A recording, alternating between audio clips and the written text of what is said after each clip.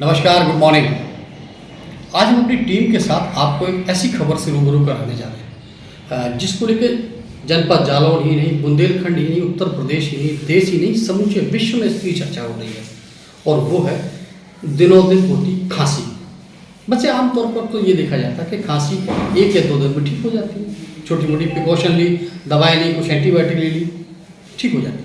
लेकिन इस बार की खांसी को तो जैसे थमने का नाम ही नहीं ले रही है। 2 से 3 दिन छोड़िए, 3-3, 4-4 हफ्ते में भी ये खांसी ठीक नहीं होती। डॉक्टर भी परेशान है, एंटीबायोटिक लिख रहे हैं, एंटी एलर्जिक लिख रहे हैं, उसके बाद भी इस खांसी पे काबू नहीं पाया जा रहा। इसके पीछे की जो वजह निकल के सामने आ रही है वो बड़ी चौंकाने वाली है। ICMR ने जो गाइडलाइन उसके मुताबिक एक वायरस है, कभी किसी समय में N1H1 नाम के एक वायरस से संक्रमण फैला हुआ था।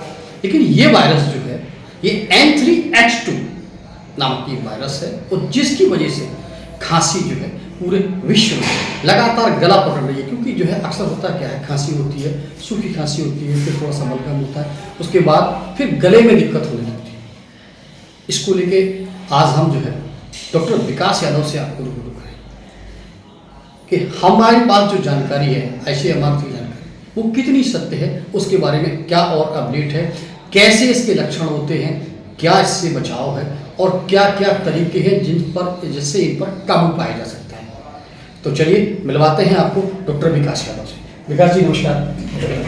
हमें ये बताइए कि इस समय जो खांसी हो रही है वो आमतौर पर जो खांसियां होती हैं उससे कहीं हटके है और काबू में नहीं आ रही, वजह क्या हो सकती, क्या है बताइए। देखिए, जैसे कि इस बार खांसी का प्रकोप हुआ है, ऐसा खांसी के मरीज पहले कभी नहीं आते थे। फ्लू वायरस के इन्फेक्शन जैसा कि सबको पता है कि इस मौसम में बहुत ज़्यादा होते हैं, H1N1, H3N2 वगैरह जो हम सुन रहे हैं, जैसा आपने बताया जी, तो सही बताया है कि इस बार जो H3N2 इन्फ्लुएंजा का इन्फेक्शन हुआ है ये बहुत ही एक तरीके से देखा जाए तो घातक प्रतीत हो रहा है। हम तो ये कहेंगे कि कोरोना में जिन बच्चों को खांसी और इन्फेक्शन हुए अपर रेस्पिरेटरी ट्रैक्ट में वो भी जल्दी ठीक हो गए थे, बट अभी का जो इन्फेक्शन है इस वायरस का ये बहुत ही घातक हो रहा है। और इसमें सबसे ज़्यादा दिक्कत ये आ रही है कि माइल्ड सा फीवर आता है और ड्राई कफ रहता है, सूखी खांसी बहुत, और वो खांसी 3-3 हफ्तों तक किसी किसी को आ रही है। और हमारे पास जितने मरीज आ रहे हैं करीब अगर हम उसके 30 से 40% मरीज ऐसे हैं जिनकी खांसी 2-2 हफ्ते से ठीक नहीं हो रही है।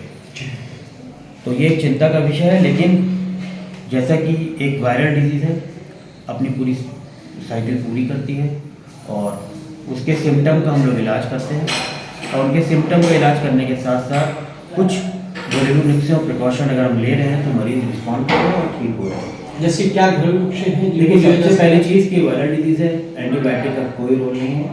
सबसे पहली चीज़ ये है कि हम सबसे यही कहना चाहते हैं कि मरीज खुद एक एंटीबायोटिक ना ले बिना डॉक्टर की सलाह से जी। एंटीबायोटिक का यूज़ हम तब करते हैं जब कोई सिम्टम, सेकेंडरी सिम्टम या कुछ ऐसे सिम्टम आ रहे होते हैं जो हमें लगता है कि अब बैक्टीरियल इन्फेक्शन हो गया है जी, तो हम एंटीबायोटिक का यूज़ करते हैं पहली चीज़। दूसरी, उसके अलावा अभी हम सिम्टोमेटिक ट्रीटमेंट करते हैं। जैसे खांसी अगर ड्राई है तो कफ सप्रेशन देते हैं, एंटी एलर्जिक रख देते हैं, साथ में कहते हैं कि आप पानी की भाप लें, स्टीम वगैरह लें, और कुछ लोगों को तो नेबुलाइज तक कराना पड़ रहा है। बट वही है कि माइल्ड पैरासीटामॉल बुखार के लिए हल्की दवाई लें, एंटी हिस्टामिनिक लें, और कफ सप्रेशन जिसकी ज़रूरत है, किसी को अगर कफ में बलगम आ रहा है तो उसके लिए हम लोग कफ एक्सपेक्टोरेंस वगैरह देते हैं। बट मरीज ठीक हो रहा है, मरीज रिस्पॉन्ड कर रहे हैं, थोड़ा टाइम लग रहा है क्योंकि इस डिजीज़ में टाइम पीरियड थोड़ा सा 2 से 3 हफ्ते से ज़्यादा लग रहा है मरीज को ठीक करने जी। इस चीज़ से मैं आपसे पूरी तरीके से सहमत हूँ जी। अच्छा, छोटे छोटे जो बच्चे हैं उनको लेकर माताएं अक्सर चिंतित हो जाती हैं कि उनका बेटा ठीक है, तो उसको लेकर वो कई बार जो है जल्दबाजी में डॉक्टर्स भी बदल लेती हैं कि आज इस डॉक्टर से फायदा मिला, कल दूसरा डॉक्टर परसों, और डॉक्टर हैं कि दानादार एंटीबायोटिक से या एंटी एलर्जिक से वो लगातार करते जा रहे हैं। तो उसको लेकर एक जगह क्या स्थिर होने की जरूरत है या किस तरीके से काम करने की जरूरत है? देखिए, बिल्कुल स्थिर होने की जरूरत है, संयम बनाए रखने की जरूरत है, पैनिक होने की जरूरत नहीं है। कोई भी डिजीज़ एक दिन में ठीक नहीं होती है, 6 से 7 दिन पूरी तरीके से ठीक होने में लगते हैं वायरल बीमारी को। और हर बीमारी का इलाज एंटीबायोटिक नहीं है। सबसे पहले हमें खुद ये प्रेस्क्राइब नहीं करना होगा कि डॉक्टर साहब एंटीबायोटिक लिख दीजिए, क्योंकि बहुत से पेशेंट आते हैं वो कहते हैं डॉक्टर साहब एंटीबायोटिक लिख दीजिए, या कुछ मेडिकल स्टोर से पहले से ही खा रहे होते हैं, जिसके कारण, और वो पूरे दिन खाते नहीं है, 3 दिन बाद एंटीबायोटिक बंद कर देने के बाद जब वो आगे कभी उस इन्फेक्शन होता है तो एंटीबायोटिक हमारे लिए किस तरीके से कारगर नहीं होती है।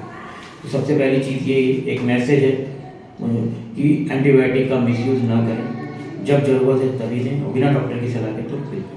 अच्छा, जैसा कि ICMR जो बार बार इस चीज़ को कह रहा है कि जो कोरोना के जो सावधानियां हैं वो इन पर लागू हो रही हैं। बिल्कुल बिल्कुल, क्योंकि ये भी सेम वायरल डिजीज़ है, ये भी सेम वायरल डिजीज़ है और वायरल डिजीज़ में हैंड हाइजीन, ये भी खांसी से फैल रहा है, ये भी वैसे सारी चीज़ें वैसे ही हैं।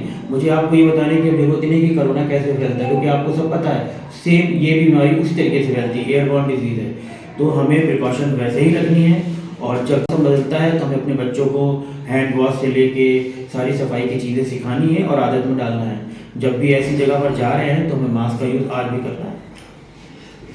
तो ये थे डॉक्टर विकास यादव, जो इस समय वायरल डिसीज़ है यानी कि खांसी है, जो सूखी खांसी है, उसको लेकर काफ़ी विस्तार से इन्होंने चर्चा की। इन्होंने बताया कि किस तरीके से हम इस पर काबू पा सकते हैं। काबू तो खैर डॉक्टर ही पाएगा, लेकिन सावधानियां बरतेंगे तो कहीं ना कहीं हम इससे निजात भी पा लेंगे। अगली बार फिर से एक हाजिर होंगे एक नई समस्या, एक नए चिकित्सा के साथ। नमस्कार।